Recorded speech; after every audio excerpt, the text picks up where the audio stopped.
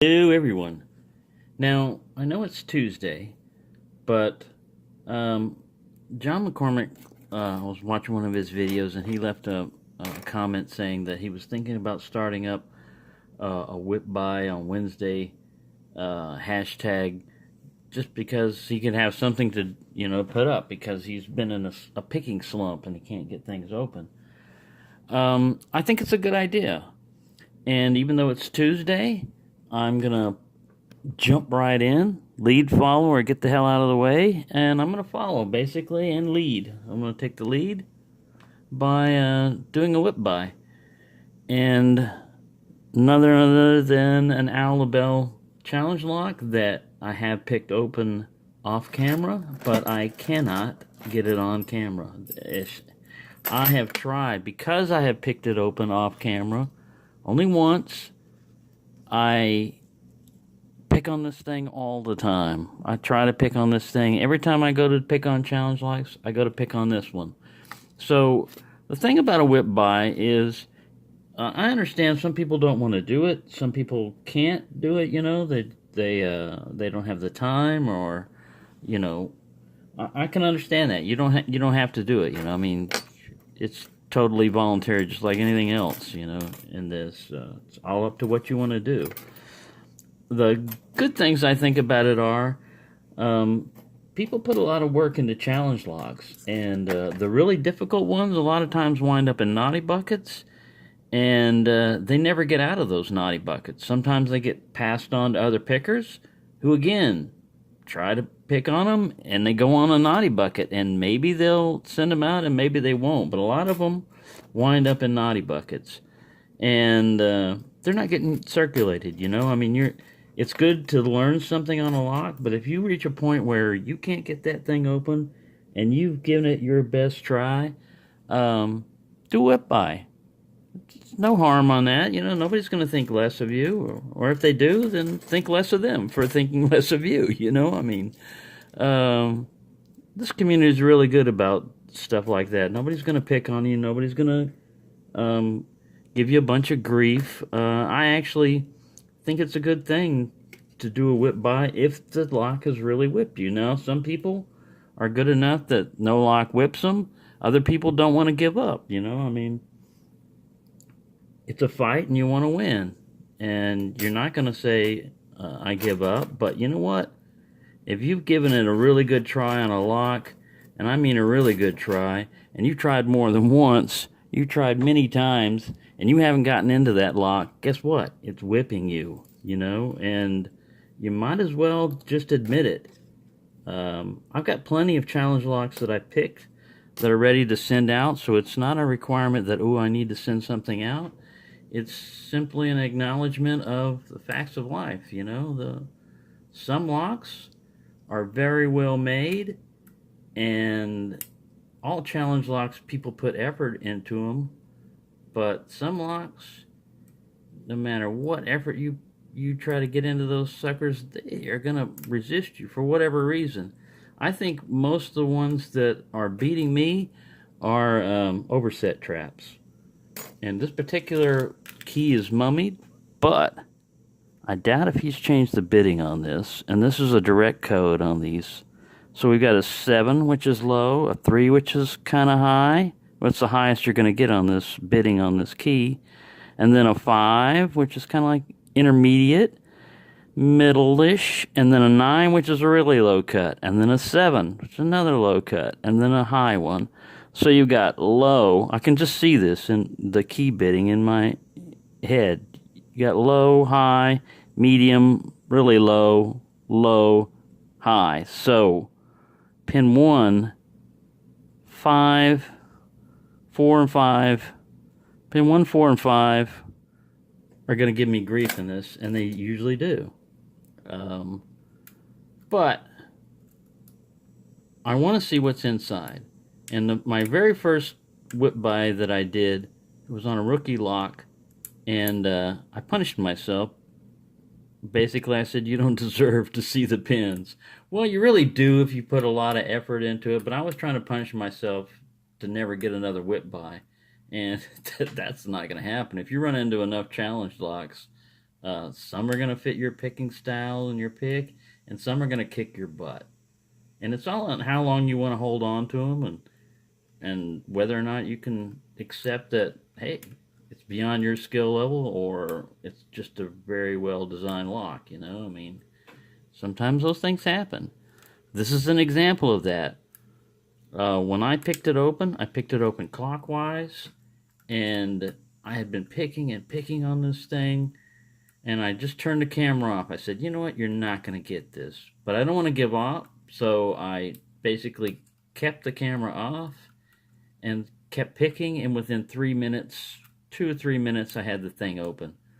I looked at the camera and realized that I really did turn it off. I wasn't dreaming, and I kicked myself in the butt. And for the last 2-3 weeks, whenever it was I got that lock open, I've been continually kicking myself in the butt for not getting it open on camera.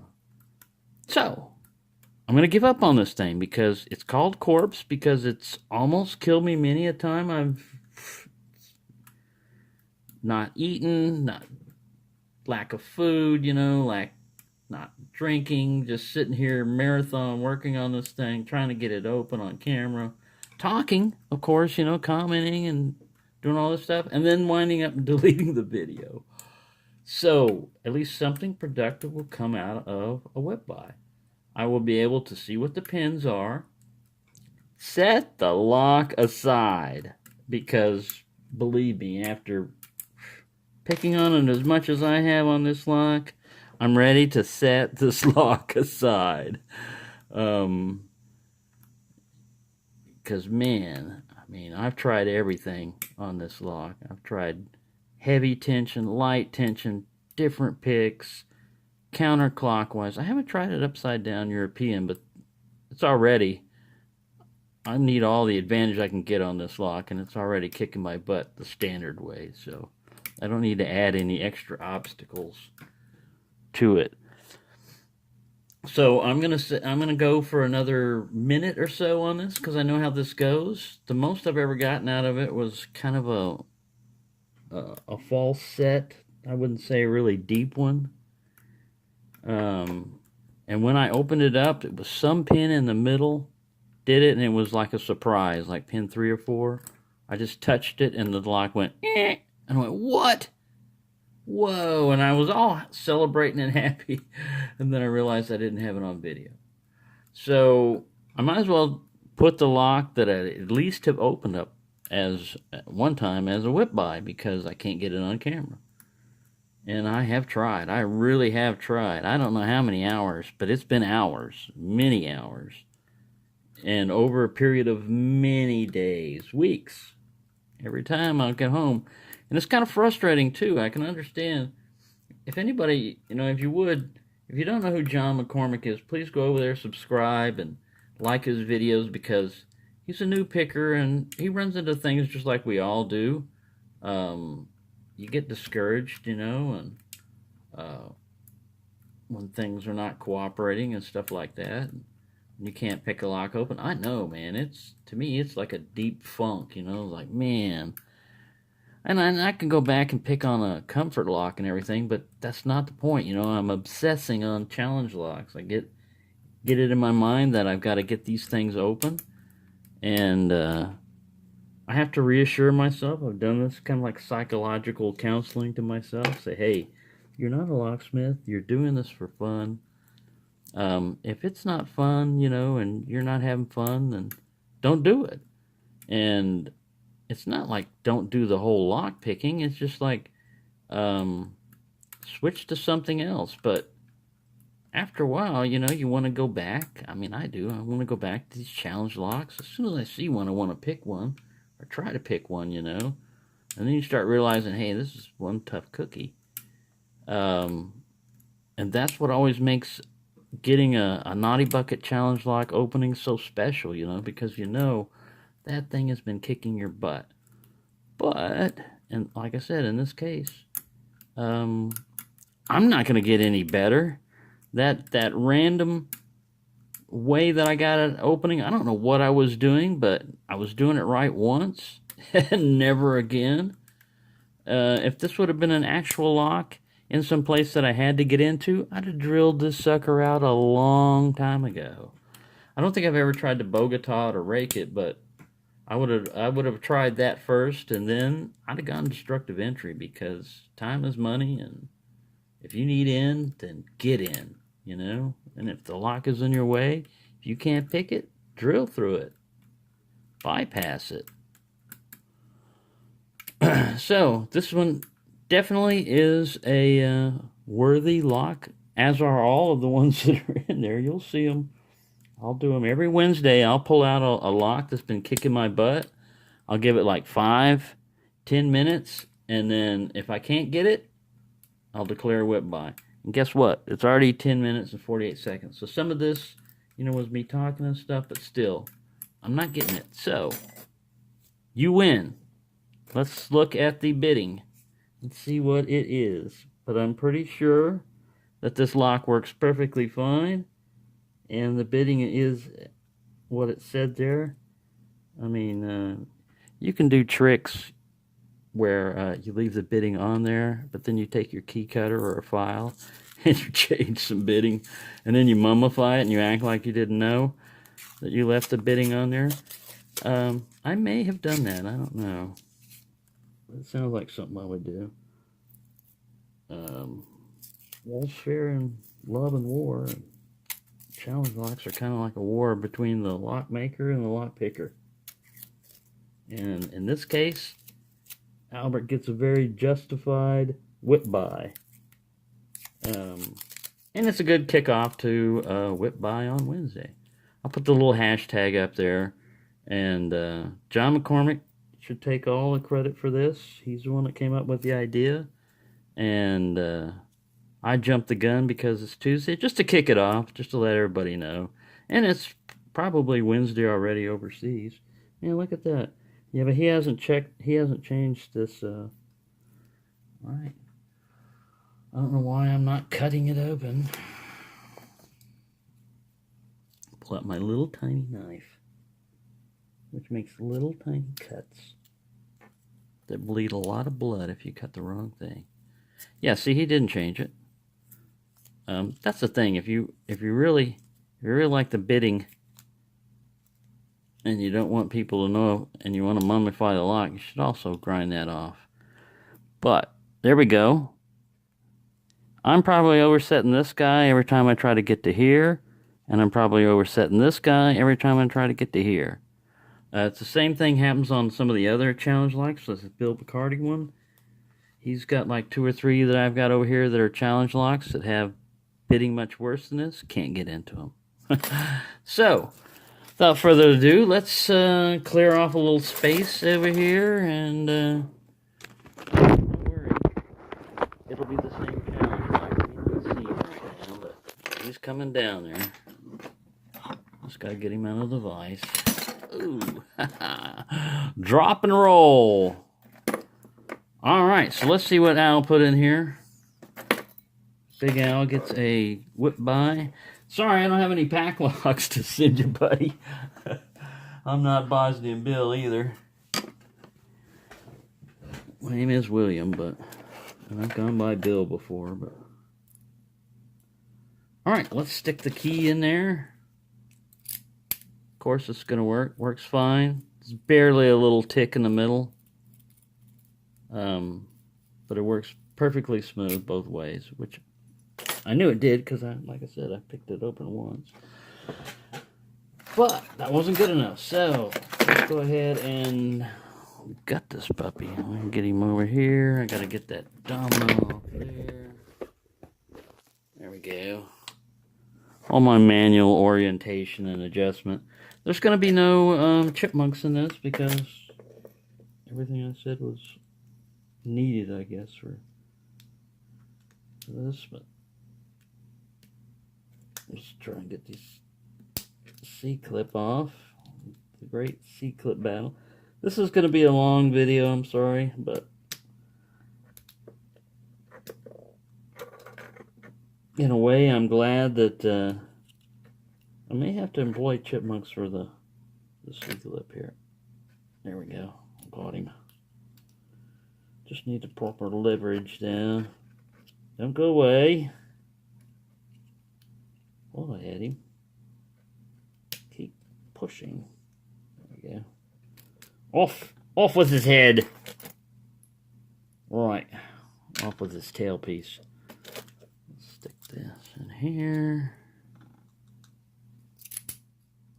Turn it about that way. Get a little shimulus.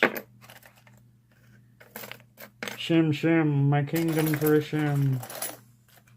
I don't have much of a kingdom.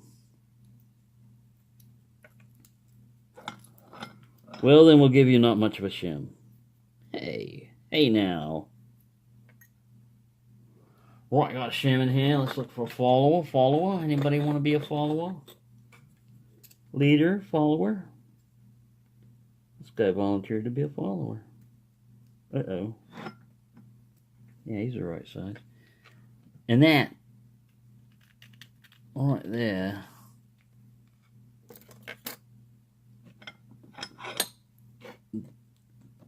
that, zoom back out. We're all zoomed in. No wonder. No wonder our perspective was off. Uh-oh. Get these key pins over here. 6 pins.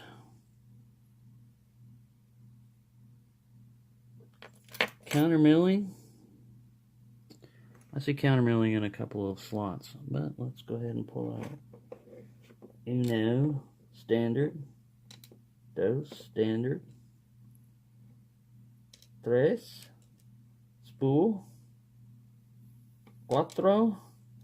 Ooh, nice little double spool guy there. Cinco, spool, and seis, standard. Right. Let's look at the core here. Zoom in. Counter milling. In 6 and 2. Nothing done to the other ones. Counter milling on both sides. Yep. Alright.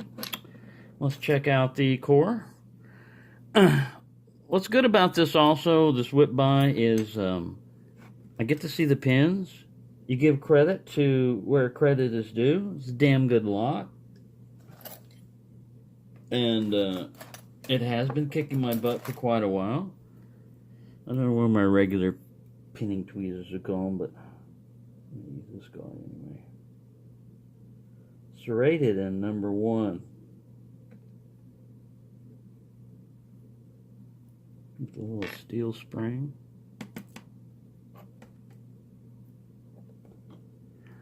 Can you see that? Alright, here we go. Ooh, nice little pin and pin. I'll hit this piece out and put him down there. Grab the little barrel. A serrated barrel. Very nice. Very nice pin and pin. Copper spring. The other one was steel. This one's copper. Alright. Number 3. What magic we got here? Very nice spool. Yeah, I'm glad I get to see these pins. I knew there was some magic in here. Alrighty. Number 4 coming up. Another serrated guy. A little bit bigger driver, it looks like. And more fine serrations. And we got a steel spring. The steel spring in 1 is different from the other steel springs. So and a standard in 5 with a steel spring. And number 6, I'm just going to pull him out this way. He was sitting down like that. It looks like the barrel for another pin and pin. It's a hollow barrel, but There's no... Oh, there he is. I was going to say. Looks like there's a barrel for a pin and pin. 2 pin and pins in here. Very nice. No wonder Corpse has been kicking my butt. I have picked open pin and pin locks before, and like I said, I had picked this one, but it's extremely camera shy. Those of you that run into this lock, because I will be sending him on. Alright, so there you go. See, it doesn't hurt that much. Do a whip by, and some good comes out of it, because now I have 8 challenge locks in my naughty bucket instead of 9. So number 1, we have a standard with a very nicely serrated on top. We have a standard in number 2 with a very nice pin and pin with a serrated barrel on him and a copper spring. This spring, if you'll notice, is a little bit tighter wound at the base. I think he's a different spring, but maybe it's an optical illusion. We have a nice spool key pin down here with a spool on top. Another double spool. Sorry, it's not focusing. And a very highly serrated guy right here. I mean, this one's serrated also. Well, I'd say this one's got a little bit more serrations. Spool, standard, and another pin and pin. So, very good work there, Albert Lebel. I'm not ashamed to say it kicked my butt for quite a while, but it's not going to kick my butt anymore. The Bible is standard. Sorry for the length of this video, but I encourage anyone that wants to do a whip buy, try a whip buy on Wednesday. It doesn't have to be on Wednesday, and it doesn't have to be a whip buy. But there you go. Something to do. Thank you for watching, and happy picking, everyone.